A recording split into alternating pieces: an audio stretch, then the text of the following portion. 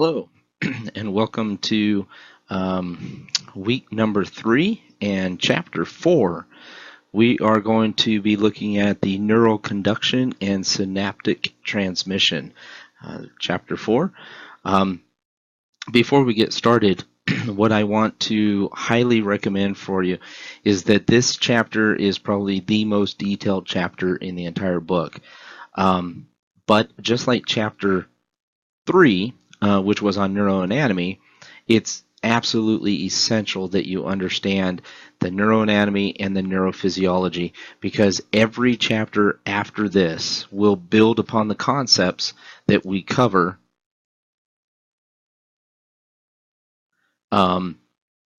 in chapters 3 and 4. So I can't stress that enough. Please make sure that you read the book, even if you go through the PowerPoints and the lecture and so on. Read the book. Also, I would highly recommend that you take the little quizzes that you see. They're called Scan Your Brain, and those are every 2 or 3 pages. They provide those, and they will also be helpful. Okay, let's look at chapter 4, how neurons send and receive signals. First of all, we have to start with the resting membrane potential. So this is the resting state of a neuron. A potential is the difference in electrical charge between the inside and outside of a cell.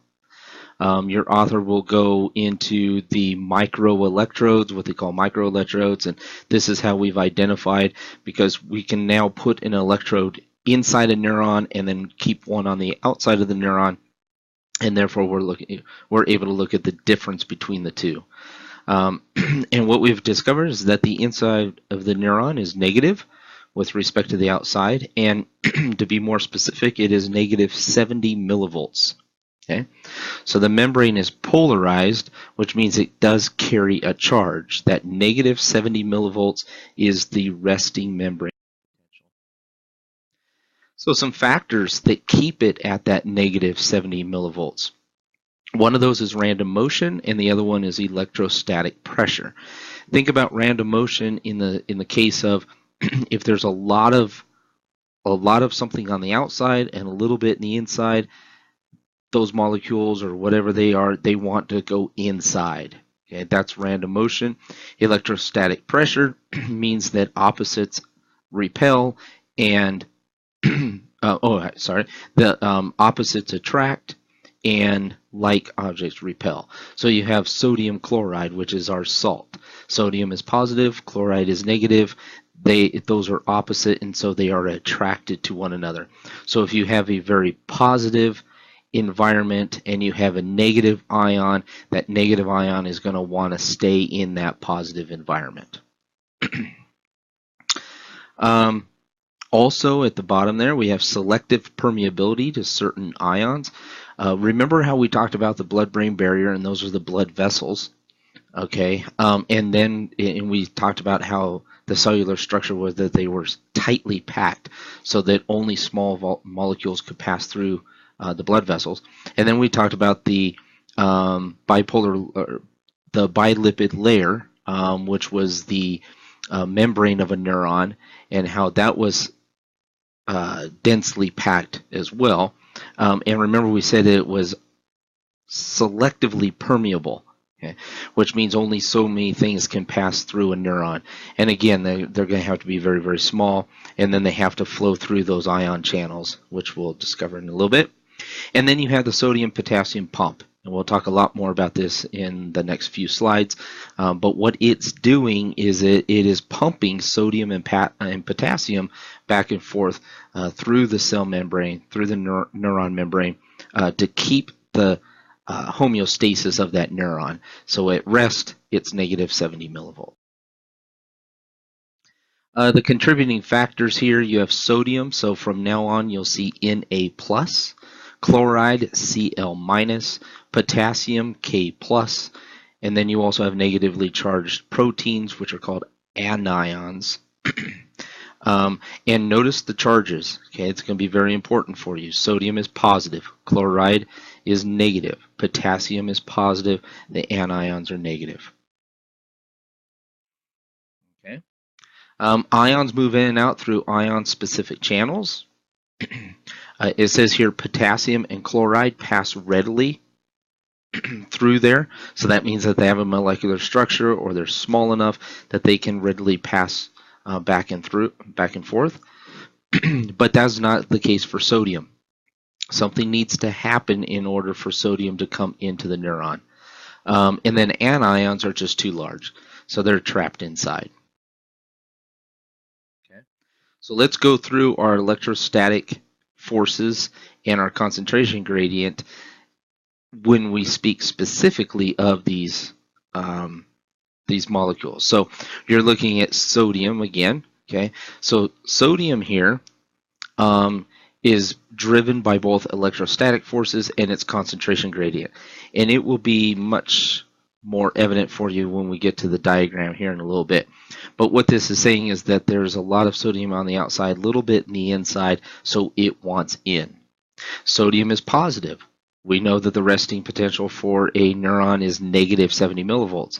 So since it's positive and the inside is negative, it also wants in. So that's a key component. Sodium is basically the driver of the action potential that we'll talk about in a minute. Potassium is also driven by electrostatic forces and by the concentration gradient. And you'll see that potassium actually wants out because there's a lot inside the cell, very little on the outside. And potassium is positive once again, so it wants in because the inside of the cell is negative. Chloride is at equilibrium, which means there's about the same amount of chloride in and out of the cell. And then you have the sodium-potassium pump. So if you take this into consideration, what we just said is that sodium really wants in. Okay, and potassium also wants in. So how does the cell stay at negative 70 millivolts? If positive ions are constantly coming in, those sodiums, it would become less and less negative. Well, there's the sodium-potassium pump. And what it does is it actively exchanges 3 sodium inside for 2 potassium outside. And like I said, we'll see this in the diagram right here. Okay, so ions in motion, number 1, move down their concentration gradient. So you see there that sodium, there's a lot of sodium on the outside, it wants in. There's a lot of potassium on the inside, it wants out. So you have the directional arrows. Number 2, the negative internal charge creates pressure for both the sodium and potassium to enter. So you have those, they're both positive ions and they're coming into a negative environment, they want in. Okay, so just like I mentioned, now you're going to have a positive environment. Very soon, without any other interaction, you would have the inside of the neuron becoming more and more positive or less negative without the sodium-potassium pump, which is number 3. So sodium-potassium pumps transport 3 sodiums out for every 2 they transport in, so that the cell can stay at that resting potential, which is the negative 70 millivolts. Okay. Like I mentioned to you before, there is going to be a lot of material. That is only the first couple pages of the chapter. And we have about another 2 pages before your first Scan Your Brain quiz, which again, I would highly recommend that you practice on that. Okay, now what we're going to talk about are postsynaptic potentials. Remember in neuroanatomy, chapter 3, we talked about synapse, and the synapse was actually just the gap between neurons. Okay, so when you're looking at the neuron before the gap, that's going to be a presynaptic neuron. And if you're looking at the neuron after the gap, that's going to be the postsynaptic neuron. Okay, so these are what they call postsynaptic potentials. Neurotransmitters bind at postsynaptic receptors, and we'll talk a lot more about that in a minute. These chemical messengers bind and cause electrical changes. So they can either depolarize a cell, Okay, which means that it's going to make it less negative. Let's say from negative 70 millivolts, it gets to negative 65 millivolts. That's a depolarization. A hyperpolarization would be the neuron becoming more negative. So maybe from negative 70 millivolts to negative 75 millivolts. Okay, so here's a description for you.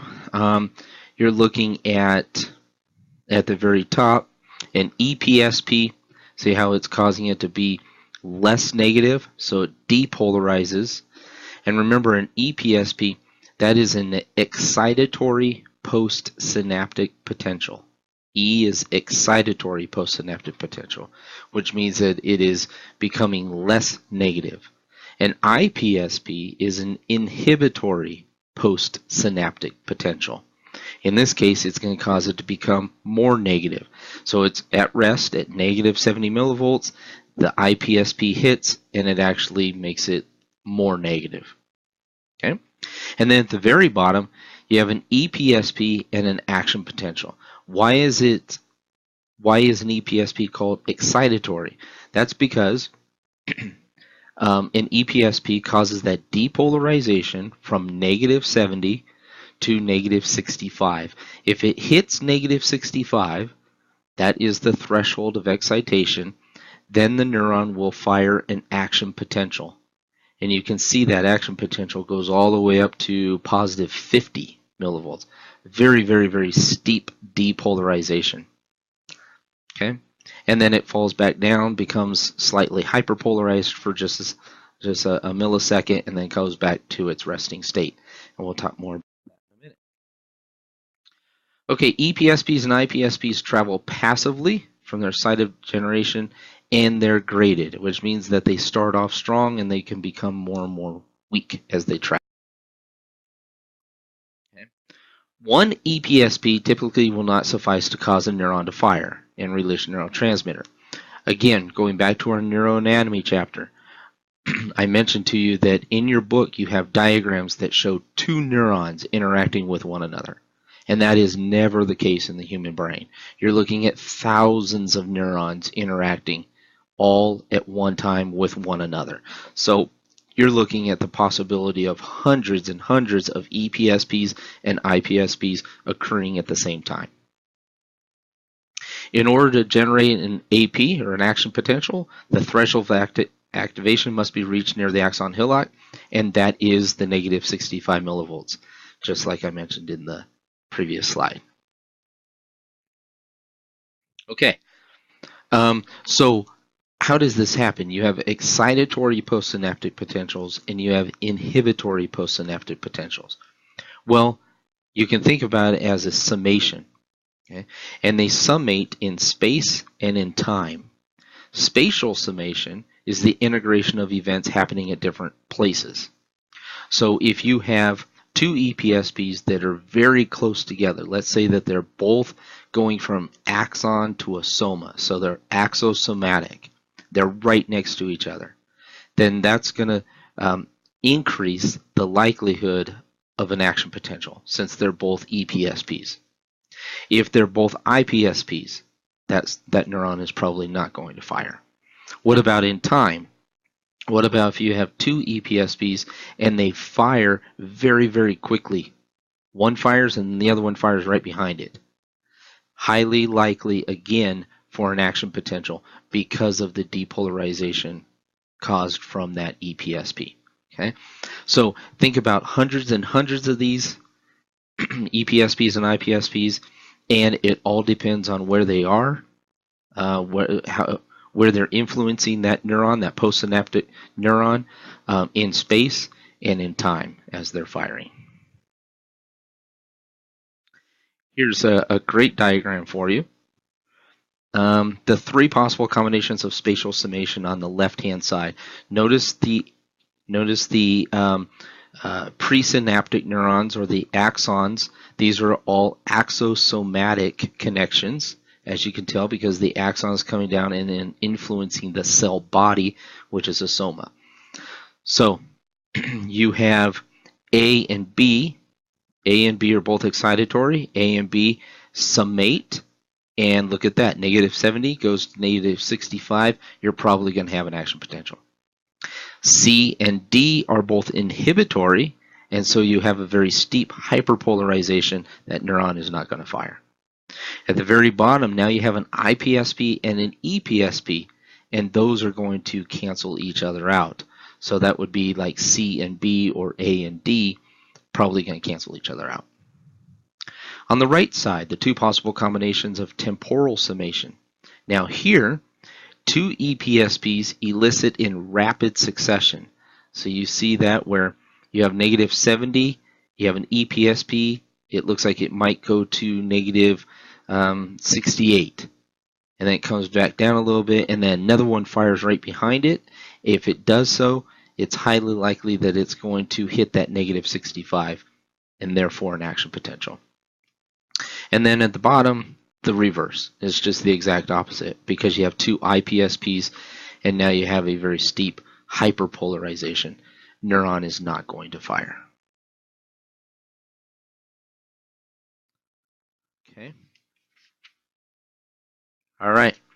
And so this would be a good time for you to pause if you wanted to and do the scan your brain and just, or maybe read over that chapter, recap some of the PowerPoint slides, and go from there. Okay, but I'm going to continue on and speak about the conduction of action potentials. So an action potential is all or none. It either fires or it does not fire. The common analogy used for action potentials is that it's like a gun. When you pull the trigger, it either fires or it doesn't fire. Okay. We know now that the threshold for this is negative 65 millivolts. Okay. All right. So here we are at negative 70. Remember, negative 70 is the resting potential. And now we have sodium channels open. The sodium channels open because of those EPSPs, the excitatory postsynaptic potentials. But the sodium channels open, and then potassium channels open. What happens? Lots of positive ions are flooding into the neuron. So you see how it's becoming less and less negative. It goes all the way up to positive 50 millivolts. Then the sodium channels close. That sodium can't come in. Sodium-potassium pump is happening. And so the neuron continues to go in the opposite direction, and now it's becoming more and more negative. It actually slips below negative 70 just for a little bit. Potassium channels start to close after that point, and then it goes back up to its resting state. Okay, so negative 70 is that resting state. You have the rising phase, which is because of the opening of the potassium and sodium channels. They're positive and they're flooding into that negative environment. That's where they want to be. Once those close, then it starts repolarizing. It hyperpolarizes just for a millisecond and then comes back to rest. Okay, refractory periods. Absolute refractory. This means that it is impossible to initiate another action potential. Now, you might think to yourself, well, that means that there's a little bit of time where this neuron just rests. And that's true, but you have to remember every graph that I've shown you so far, we're talking about milliseconds. We're talking about a thousandth of a second. So when we're talking about an absolute refractory period, that means that for 1,000th of a second, that neuron was able to rest. Okay, not much of a rest. There's also relative refractory periods where it's harder to initiate another action potential, and that refractory periods prevent the backwards movement of APs and limit the rate of firing. Okay, I'm not going into a lot of detail on this one.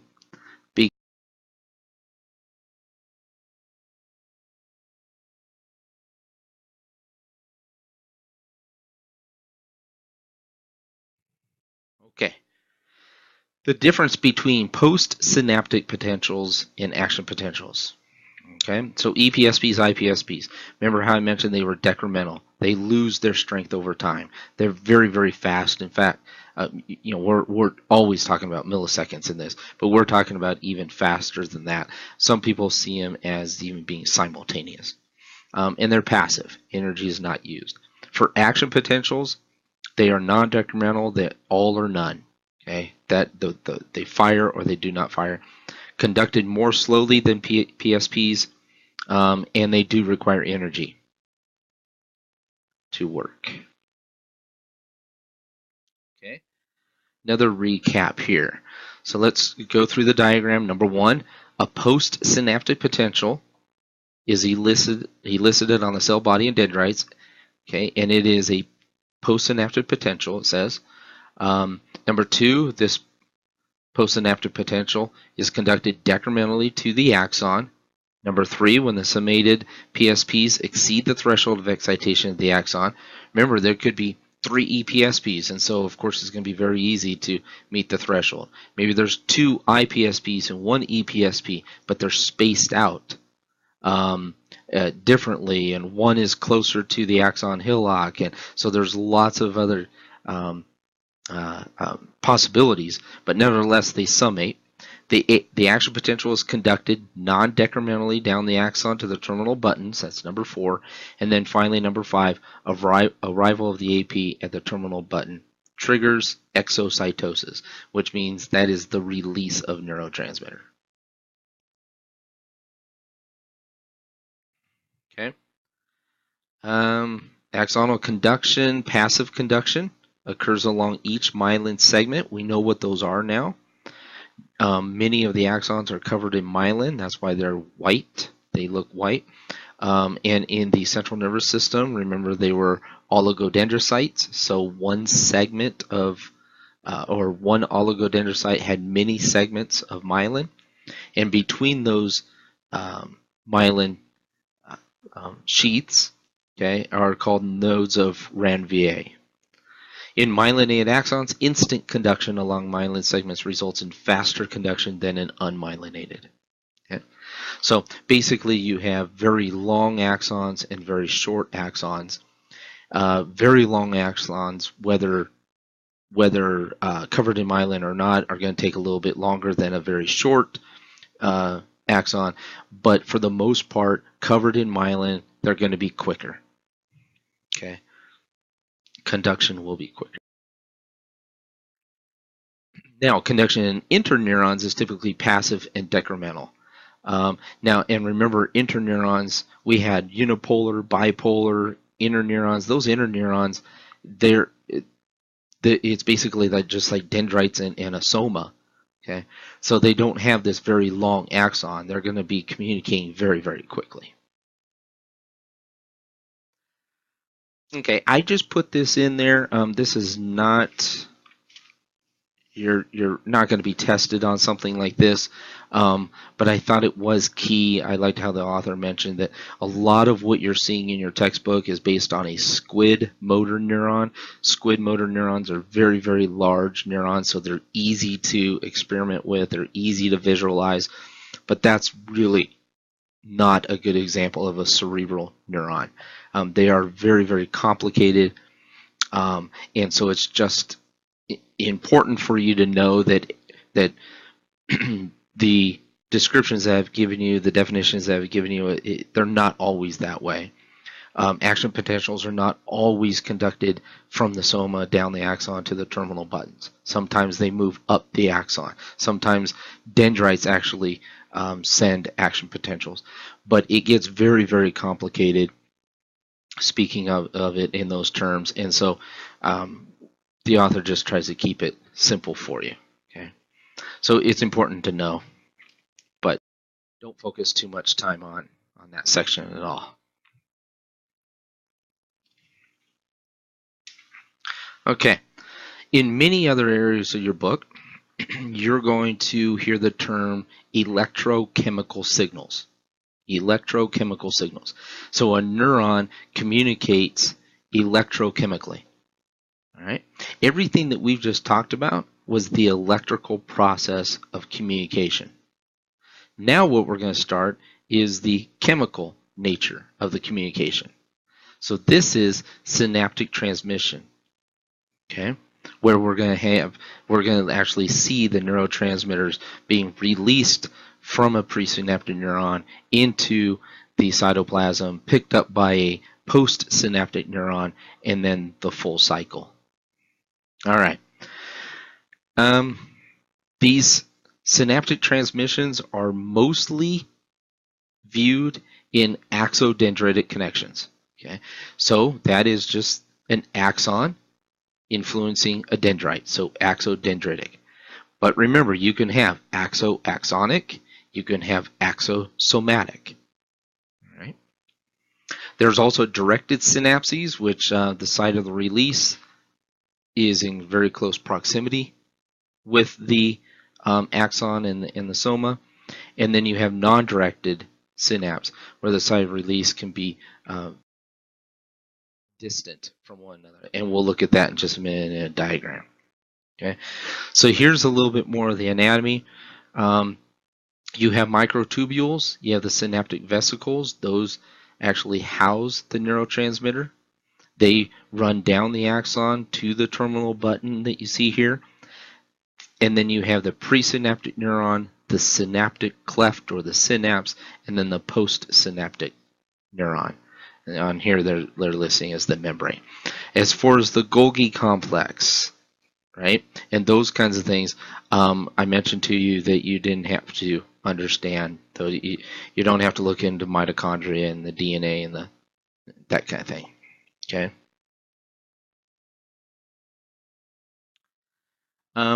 So presynaptic facilitation and inhibition. You have neuron A, synapses on the terminal button of neuron B, so that's going to be an axo-axonic synapse. Then you have, let's see, decrease the effect. Okay, well, it says some such axo-axonic synapses increase the effects of one neuron, B, on another, which is C. Others decrease the effects of one neuron B on another C. So I get this. This really is just to show you that not all of the connections are axosomatic or axodendritic. Some are axo-axonic. So in this case here, neuron A influences neuron B before it can have an influence on neuron C. And here is an example of the non-directed neurotransmitter release.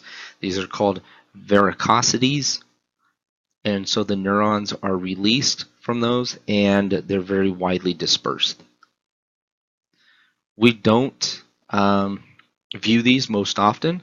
When you see the diagrams in your book, most of the time you're going to see the presynaptic neuron, the synapse, the postsynaptic neuron, and you'll have the neurotransmitters released and the receptor sites there, and they're all in very close proximity.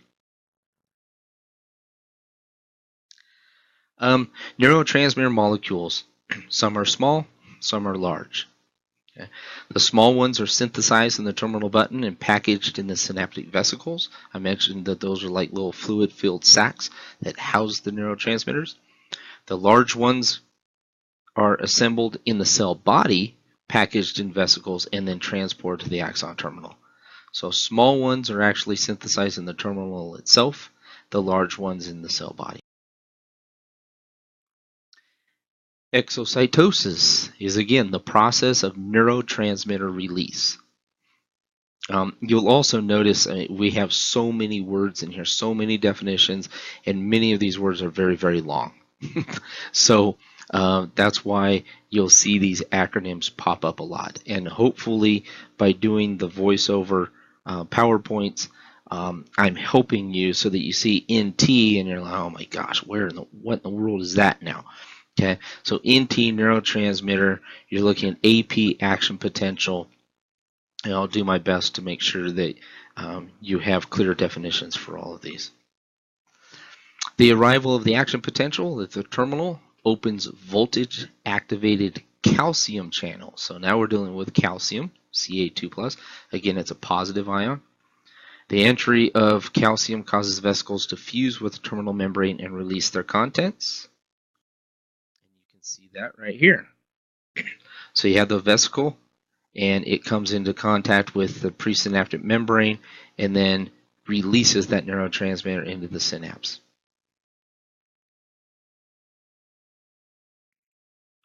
Okay. Released neurotransmitter molecules produce signals in the postsynaptic neurons by binding to receptors. Receptors are specific for a given neurotransmitter. A lot of neuroscientists like to say that it's like a lock and key. Okay? So in another one for organic chemistry, a terminology or a term that they use is chirality. Chirality is the molecular makeup of a molecule. And so if the chirality is such that it fits into this receptor site just right, then that receptor is, or then that is a receptor for that neurotransmitter. Another term is called a ligand. A ligand is a molecule that binds to another one. So a neurotransmitter is a ligand for a receptor, but that receptor also has to be very, very specific. Now, can more than one neurotransmitter fit into a receptor site? Yes, it can. Okay. Okay. Oh, and I just gave it away, the first bullet there. Let's go on to the receptor types. You have ionotropic, and those are associated with ligand activated ion channels. So that's ionotropic, and there's also metabotropic. Okay. We are not going to go into a lot of detail on the metabotropic receptors, but I'll just give you a brief definition. Okay. So neurotransmitter binds and an associated ion channel opens or closes, causing a postsynaptic potential. If the calcium channels are open, for example, an EPSP occurs. If potassium channels are open, for example, an IPSP occurs. Okay. Remember what I mentioned to you before is that sodium, because sodium wants in not only by the concentration gradient but also the electrical gradient. Potassium opens up, it wants in based upon the electrical gradient, but not to the same extent for the concentration gradient. So that's why if an ion channel opens and sodium floods in, you're going to have an excitatory response, an action potential, so it's an EPSP. If you have a sodium channel open up, you're going to have some potassium coming in, but not nearly to the extent. And you have the opportunity for an IPSP or an inhibitory response and no action. With the metabotropic receptors, just know that they are slower, longer lasting, more diffuse. Okay, that's why I mentioned I'm not going to go into a lot of detail on there, but just notice that they are slower, longer lasting. Okay. Great diagram for you. Let's focus just on the top one, an ionotropic receptor. So you see that neurotransmitter is floating into that ion channel. You see how it has the two little legs at the bottom. That's going to fit perfectly right into that receptor, like a lock and key. Okay. Once it does so, that ion channel will open up. Guess what really, really wants in? Sodium. And sodium is positive. So sodium is going to change the inside of the cell, that potential from negative 70 millivolts to possibly negative 65. If it hits negative 65 millivolts, the result is an action potential. Okay? Which means that the action potential goes down the axon to the terminal buttons and causes then calcium to come in. Calcium causes the synaptic vesicles to adhere to the presynaptic neuron and then produce or spill out the neurotransmitter into the synapse, and you have it all over again. So that's kind of the complete cycle.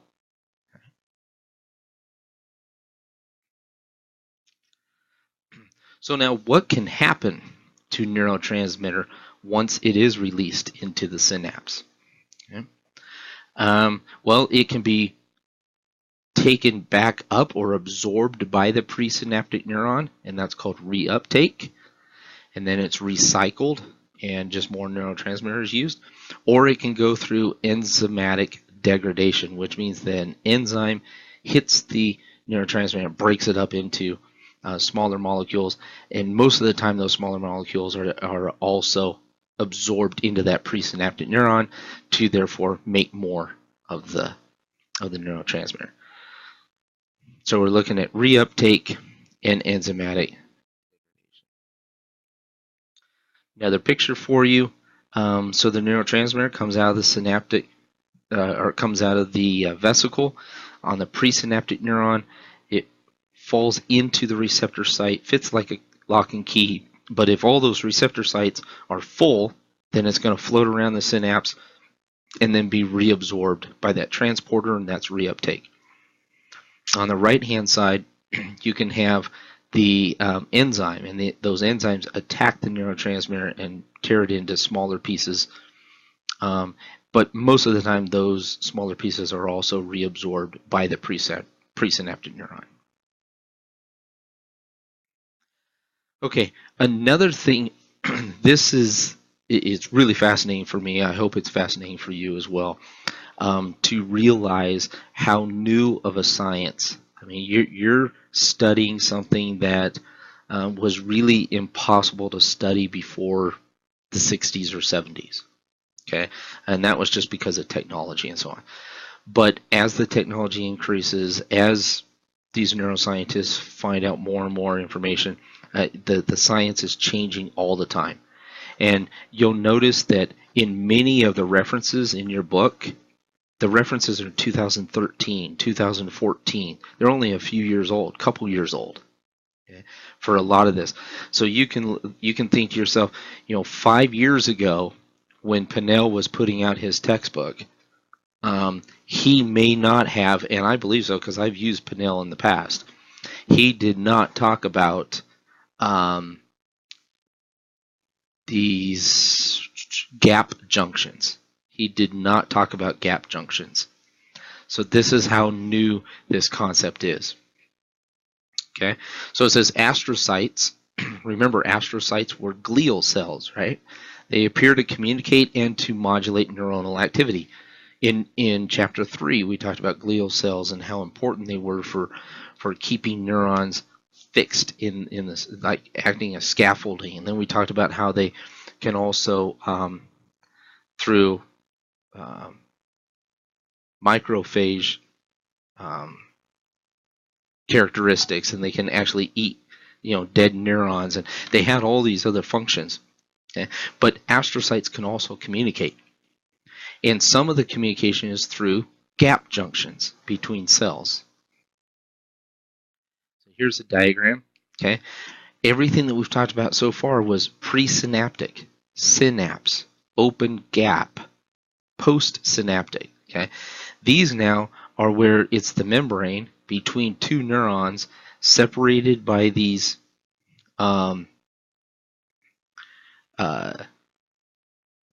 channels. Okay, where they can actually submit molecules, and the molecules can seep through the membrane directly. Okay? So gap junctions connect the cytoplasm of two adjacent cells. There are many gap junctions between glial cells, between neurons, and between neurons and glial cells. So this is something very new and exciting for us. And again, just following along now, this is a great opportunity for you to scan your brain again on page 92. Maybe pause the slides, go back over some of the material, read the textbook, take a little quiz before we start on the neurotransmitters themselves.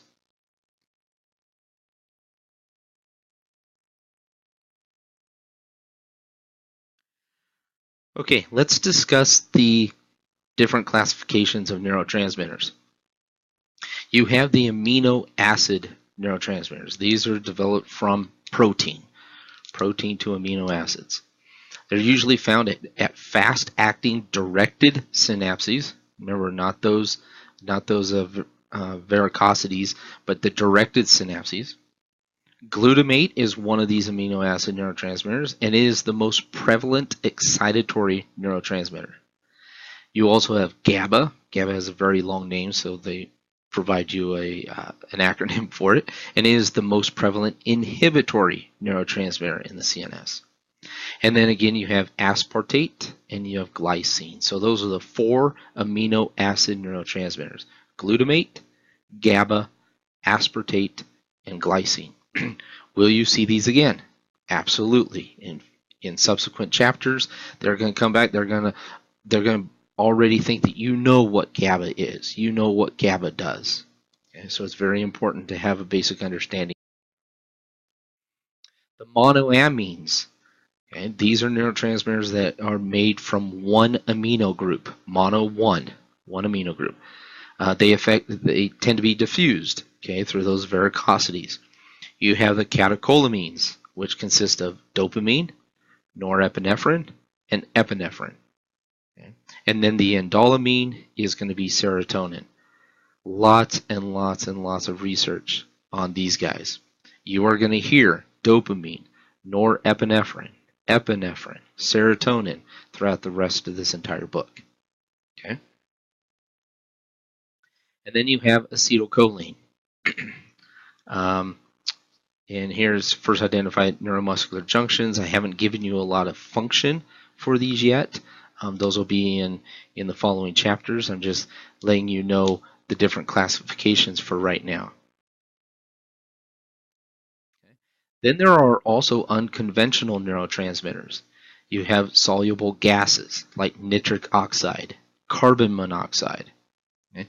And then finally you have the endocannabinoids, okay, which the most prominent one is anandamide.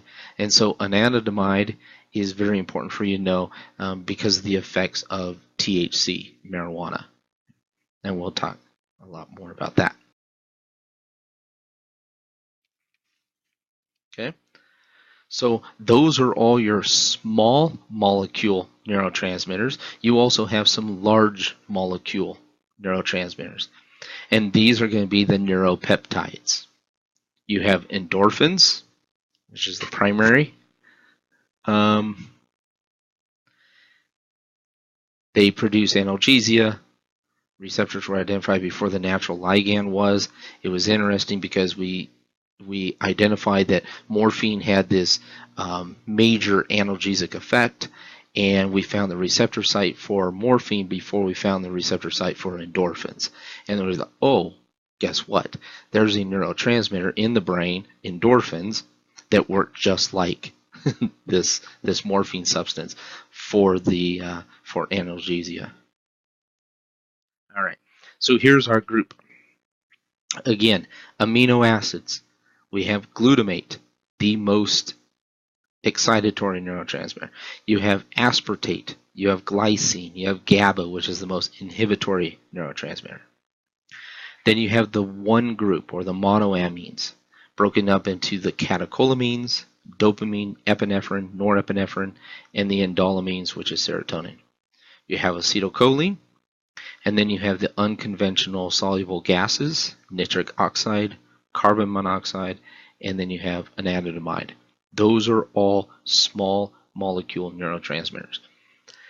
Now, if you've already read through the book, you would have noticed that the author mentions that there are about 100 neurotransmitters. And he's given you 7, 8, 9, 10, 11, 12 or 13. There are 100 neurotransmitters.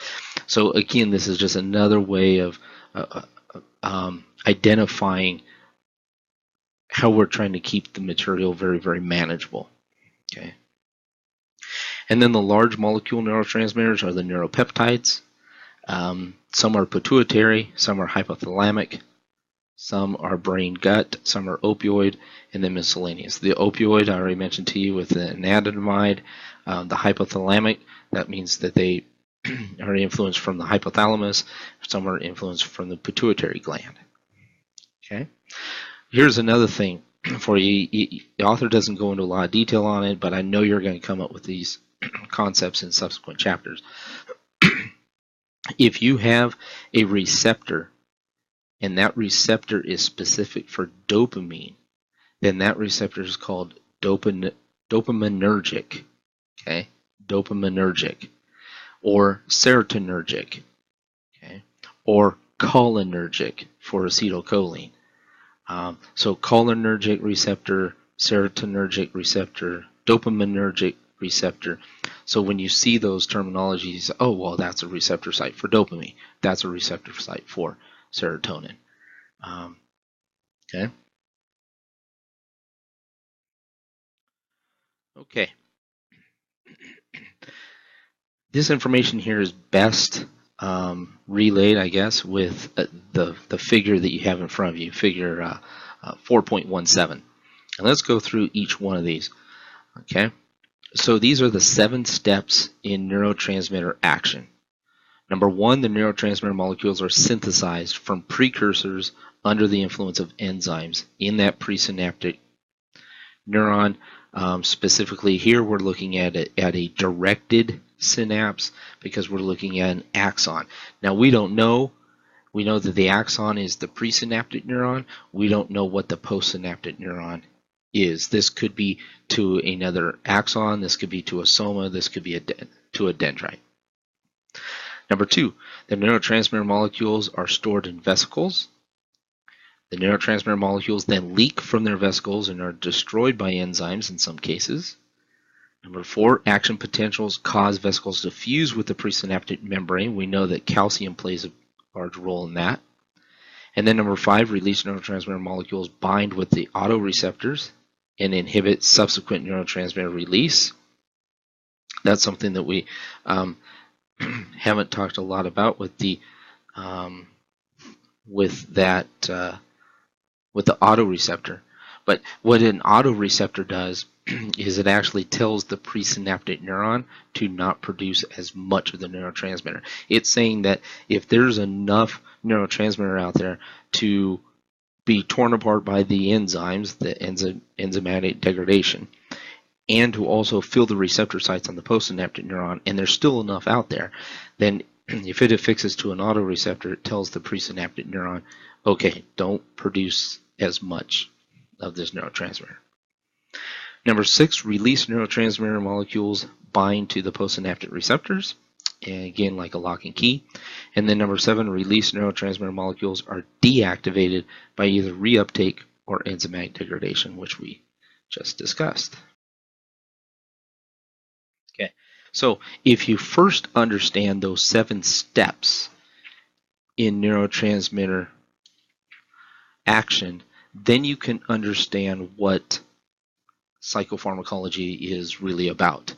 Because psychopharmacology is developing pharmaceuticals, drugs that enter past the blood-brain barrier and are psychoactive in nature, which means that they interact with one or and sometimes many of these neurotransmitter actions. Okay? So let's see what those are. First, if it increases the activity in a neurotransmitter, then it's going to be an agonist. If it decreases the activity of a neurotransmitter, it is going to be an antagonist. So remember those 2 terms, agonist increases, antagonist decreases. Okay. Drugs selective to specific receptor subtypes. So this is some of the influences of research. We've identified that there are different subtypes of receptors. So we can create pharmaceuticals that only affect one of the receptor subtypes and not all of them. That has been revolutionary in the science. Discovery of the endogenous opioids. I already mentioned that to you for the analgesia effect. And the effects of dopamine agonists and antagonists on psychotic symptoms, which we'll talk more about in subsequent chapters. So here are the mechanisms of drug action. Let's start on the left-hand side. All of these on the left-hand side are agonistic, which mean that they primarily increase the amount of neurotransmitters being released. Okay, so it says drug increases the synthesis of neurotransmitter molecules. So if it increases the synthesis, you're going to have more neurotransmitters. What if the drug increases the number of neurotransmitter molecules by destroying enzymes? So if the enzymes were initially going to destroy the neurotransmitter, but you're destroying the enzyme first, you're going to end up with more of the neurotransmitter. The drug increases the release of neurotransmitter molecules, just makes it easier for the release from the synaptic vesicles. Maybe by way of altering something in calcium. Drug binds to the autoreceptors and blocks their inhibitory effect. There are many drugs that do that. They block an autoreceptor, and so now the neuron says, oh, well, I'm not getting any signal back saying that there's too much neurotransmitter out there, so I'm just going to continue to produce more and more. The drug binds to the postsynaptic receptors and either activates them or increases the effect on them, or the drug blocks the deactivation of neurotransmitter molecules by blocking degradation or reuptake. You block reuptake, you have more neurotransmitter in the synapse. Okay? You place something that is going to destroy the enzymes, and then therefore the enzymes can't destroy the neurotransmitter. You end up with more neurotransmitter also. All right, let's go to the right-hand side, where we're looking at the antagonistic drug effects. A drug blocks the synthesis of neurotransmitter molecules. The drug causes the neurotransmitter molecules to leak from the vesicles and then therefore destroyed by enzymes. The drug blocks the release of the neurotransmitter from the terminal buttons, so the vesicles can't get to the presynaptic membrane possibly. The drug activates autoreceptors and inhibits neurotransmitter. So they're actually going in there, stopping that presynaptic neuron from producing as much neurotransmitter. Even though there isn't a lot of neurotransmitter out there, it's actually the drug that is being placed into that autoreceptor and not the neurotransmitter itself. And then drug is a receptor blocker. So it binds to the postsynaptic receptor and blocks the effect of the neurotransmitter. And if you are blocking the effect, then you are causing an antagonistic